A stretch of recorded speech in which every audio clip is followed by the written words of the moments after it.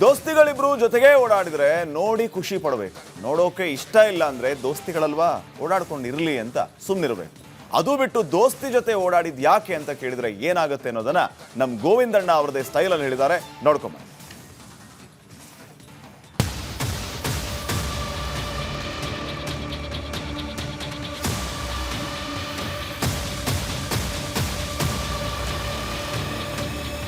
ದೋಸ್ತಿ ಅಂದ್ರೆ ದುರ್ಯೋಧನ ಕರ್ಣ ಇದ್ದಂಗಿರ್ಬೇಕು. ಇದೇನಿದು ದಿನ ಬೆಳಗ್ಗೆದ್ರೆ ಕುಸ್ತಿ ಮಾಡ್ಕೊಂಡು ಇದ್ಯಾವ ಸೀಮೆ ದೋಸ್ತಿ? ಇವರೇ ದೋಸ್ತಿ ಮಾಡ್ಕೊಂಡು ಹಂಗೆ ದೋಸ್ತಿ ಮಾಡ್ಕೊಂಡಿರೋರ ಜೊತೆ ಹೋದ್ರೂ ಪ್ರಾಬ್ಲಮ್ಮು, ಇಲ್ಲಪ್ಪ ದೋಸ್ತಿ ಸಾವಾಸನೆ ಬೇಡ ಅಂತ ಸುಮ್ಮನೆ ಇದ್ರೂ ಪ್ರಾಬ್ಲಮ್ಮು, ದೋಸ್ತಿ ಜೊತೆ ಕುಸ್ತಿ ಮಾಡಿದ್ರಂತೂ ಮತ್ತೂ ಪ್ರಾಬ್ಲಮ್ಮು. ಇದೆಂತ ದೋಸ್ತಿ, ಅದಿನ್ನೆಂತ ಸ್ಥಿತಿ? ಹಿಂಗೆ ಮುಂದುವರಿದ್ರೆ ಅದೋ ಗತಿ ಅಂತ ಯಾರದೋ ಗ್ರಹಗತಿ ಲೆಕ್ಕ ಹಾಕ್ತಾ ಬಂದ್ರು ನಮ್ ಸುದ್ದಿಯ ಆಸ್ತಿ ಗೋವಿಂದಣ್ಣ. ದೋಸ್ತಿ ಕುಸ್ತಿ ಅಂತಿದ್ದಾರೆ ಅಂದ್ಮೇಲೆ ಇದ್ಯಾವುದೋ ಪೊಲಿಟಿಕಲ್ ಫೈಟಿನ ಸುದ್ದಿ ಅಂತ ಅರ್ಥ ಮಾಡ್ಕೊಂಡು ಕೇಳೇ ಬಿಟ್ವಿ.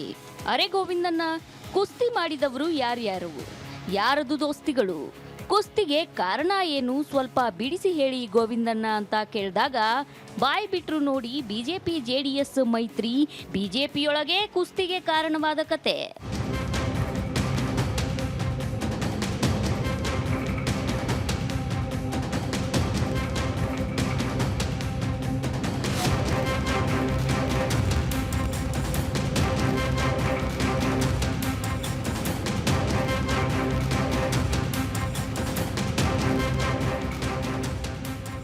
ವಿಷಯ ಏನಪ್ಪಾ ಅಂದ್ರೆ ಬಿಜೆಪಿ ಜೆಡಿಎಸ್ ದೋಸ್ತಿಯೇ ಈಗ ಬಿಜೆಪಿ ಶಾಸಕರು ಹಾಗೂ ನಾಯಕರ ಮಧ್ಯೆ ಕುಸ್ತಿಗೆ ಕಾರಣವಾಗಿದೆ ಅನ್ನೋದು ಬಿಜೆಪಿಯ ಶಾಸಕಾಂಗ ಪಕ್ಷದ ಮೂಲಗಳು ಕಣ್ಣಾರೆ ಕಂಡು ಕಿವಿಯಾರೆ ಕೇಳಿ ಬಾಯಾರೆ ಹೇಳಿದ ಮಾತು. ಜೆಡಿಎಸ್ ಜೊತೆ ದೋಸ್ತಿ ಇದ್ದೇ ಇದೆಯಲ್ಲ, ಮತ್ತೆ ಕುಸ್ತಿ ಯಾಕೆ ಅಂದ್ರೆ ಅದೇ ಮೂಲಗಳು ಹೇಳಿದ್ದೇನಪ್ಪಾ ಅಂದ್ರೆ ನಿನ್ನೆ ಬಿಜೆಪಿ ಶಾಸಕಾಂಗ ಪಕ್ಷದ ಸಭೆ ನಡೀತಲ್ಲ, ಅಲ್ಲಿ ಬಿಜೆಪಿ ಶಾಸಕ ವಿಶ್ವನಾಥ್ ಎದ್ದು ನಿಂತು ಏಕಾಏಕಿ ಆರ್ ಅಶೋಕ್ ಮೇಲೆ ಮುಗಿಬಿದ್ರಂತೆ. ಅದ್ಯಾಕೆ ಅಂದ್ರೆ ನಮಗೆಲ್ಲ ಹೇಳ್ದೆ ಕೇಳ್ದೆ ನೀವು ಕುಮಾರಸ್ವಾಮಿ ಜೊತೆ ಬಿಡದಿ ಪಾದಯಾತ್ರೆಗೆ ಹೋದ್ರಲ್ಲ, ನೀವ್ ಹಿಂಗ್ ಮಾಡಿದ್ದು ಸರಿನಾ ಅನ್ನೋದು ಅವರ ಸಿಟ್ಟು ಪಟಪಟಿಸಲು ರೀಸನ್ನು.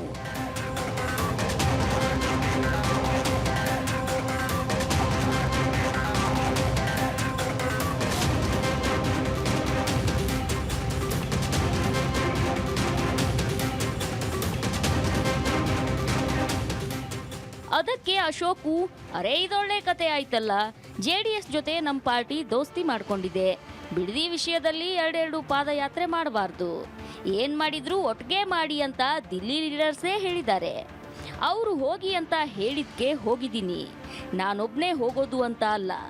ಪಾದಯಾತ್ರೆ ಏನಾದ್ರೂ ಇನ್ನೂ ಒಂದಿನ ಇದ್ದಿದ್ರೆ ವಿಜೇಂದ್ರ ಕೂಡ ಬರೋದು ಪ್ಲಾನ್ ಆಗಿತ್ತು. ಎಲ್ಲ ಯಾರಿಗೆ ಹೇಳಬೇಕೋ ಯಾರಿಗೆ ಕೇಳಬೇಕೋ ಎಲ್ಲ ಹೇಳಿನೇ ಕೇಳಿನೇ ಮಾಡಿದೀವಿ ಅಂದ್ರಂತೆ. ಅದಕ್ಕೆ ವಿಶ್ವನಾಥ್, ಅರೆ ಅದನ್ನೇ ನಮಗೂ ಹೇಳ್ಬೋದಿತ್ತಲ್ಲ, ನಾವು ಬರ್ತಿದ್ವಲ್ಲ, ನೀವು ಬೊಮ್ಮಾಯಿ ಇಬ್ಬರೇ ಹೋಗಿ ಕುಮಾರಸ್ವಾಮಿ ಜೊತೆ ಕೂತ್ಕೊಂಡು ಮಾತಾಡ್ತೀರಿ, ನಾವೇನ್ ಅಂದ್ಕೋಬೇಕು ಅಂತ ಬಸವರಾಜ್ ಬೊಮ್ಮಾಯಿ ಹೆಸರು ತೆಗೆದಿದ್ದಾರೆ. ಅದಕ್ಕೆ ಅಲ್ಲೇ ಇದ್ದ ಬೊಮ್ಮಾಯಿ ಅವರು, ನಾನು ಹೋಗಿದ್ದು ಮಹಿಳಾ ಮೀಸಲಾತಿ ವಿಷಯ ಚರ್ಚೆ ಮಾಡೋಕೆ ಅಷ್ಟೇ ಅಂತ ಹೇಳಿದ ನಂತರ ವಿಶ್ವನಾಥ್ ಸುಮ್ಮನಾಗಿದ್ದಾರೆ.